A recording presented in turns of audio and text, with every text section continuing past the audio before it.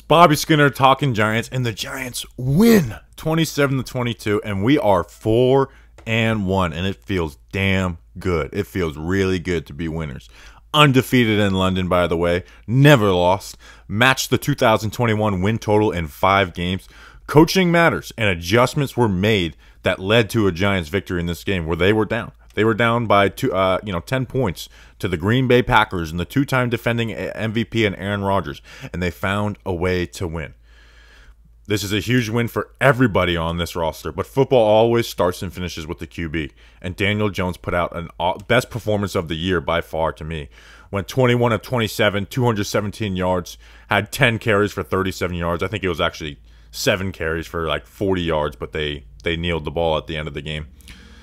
The Giants started the game, though, bad. Like, they started the game with 2 3-and-outs, so they were force-feeding Saquon Barkley. You know, the first drive they went run, screen to Saquon, and then they went run, deep to Saquon, screen to Saquon, and then your 2 3-and-outs. Like, okay, this offense sucks. There's not offensive line help. The wide receivers are no-names. But the Packers had adjusted from their usual scheme of playing light boxes and not stacking the box, and started stacking the box because the Giants have had the #1 rushing offense in the NFL, and they've lived off running the ball. Well, the Giants adjusted to their adjustment, and they got first downs 11 out of 11 times when they passed on first down. So whenever they started a first down with a pass, they ended up getting a first down 11 times out of 11, and then they scored 5 straight drives to end the game. 5 straight drives, 27 points. That's the most points put up by an offense in 2 years since the Dallas game in 2020. Daniel Jones in those drives, 20 of 24, 231 yards, 6 carries, 38 yards, and 27 points versus the Green Bay Packers, who are a good defense, by the way. Like, they are a good defense. Let me adjust my camera here. See the Trailer Park Boys. So just a gutsy performance by him with not a lot of, weapons around. Like, even Saquon on the best drive of the game where he went, 7 for 8, 55 yards, 20 rushing yards. Like, he had 85 yards on his touchdown drive. That was without Saquon Barkley on the field and with his hand all bloodied up in it. So it's one of those games where it's like, no matter what you think about Daniel Jones long term, it's one of the reasons why you just like the guy and root for him. He converted some 3rd and longs, and we'll talk about that with the defense. Marcus Johnson was his wide receiver too. And this is why I've been banging on the table, play Darius Slayton. He's the only guy who has, real deal NFL talent in the wide receiver room. I think he should have be wide receiver 1 going forward. He had 6 catches for 79 yards, including a huge 3rd down where he caught the slant, got hit by 2 guys, and somehow broke the tackle and got the first down and got the Giants to 1st and goal. And Daniel Jones' only bad play of the game missed him on a 20-plus yard pass. So this should have been a 100-yard receiving game. This was already the #1 receiving output by any wide receiver, tight end, or running back for the Giants this season in 5 games. So you got to play him. His speed is a weapon, and it forces them to respect him deep, and it allows him to get horizontal in the offense that is based on that stuff. And then when they start playing inside shade on Darius Slayton, well, guess what? That's when we'll start seeing the 20-plus yard sideline passes to him. Marcus Johnson was able to get some catches. David Sills had that tiptoe catch on the sideline. So some just good stuff. Bellinger had the rushing touchdown. 2 catches for 22 yards that were both at big, important times.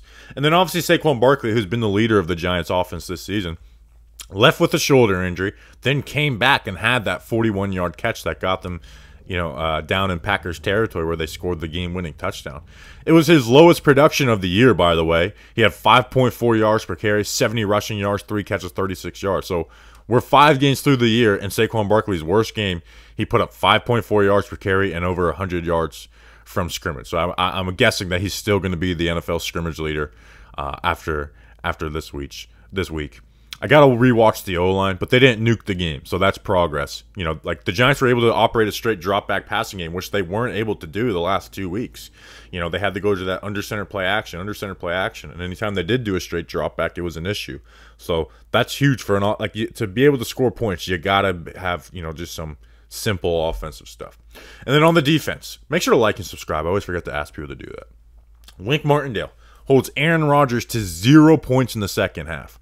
Oh, well, Wink Martindale's a good defensive coordinator. He did this without Adoree Jackson, who was out of the game, Leonard Williams, who didn't play, Azeez Ojulari, Hell, Aaron Robinson is on IR. Cordell Flott's out. I mean, they finished the game with 2 waiver claims as their starting cornerbacks because Fabian Moreau got injured. Justin Lane and Nick McLeod, guys who were cut by the Steelers and the Bills after 53-man cut-down days. Those guys were on there for that last drive of the game. Now, it didn't start good. Like, obviously, the first half, they scored 20 points. Rodgers went on 24 passes. He went 16 to 20, 88 yards, 2 touchdowns on passes less than 10 yards, like just taking, those quick passes all day.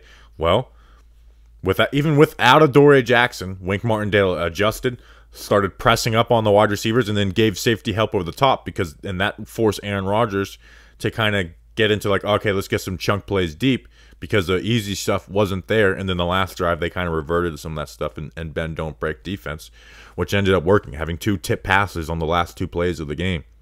So just a gutsy performance. And going into this game, they were the 2 best third down defenses in the NFL. Well, we held the Packers to 4 for 10 on third down. The Giants were 6 for 11 on offense on third down. And there were some third and longs in there, man. So just a gutsy performance all around. Like, I think everybody on this team should be proud.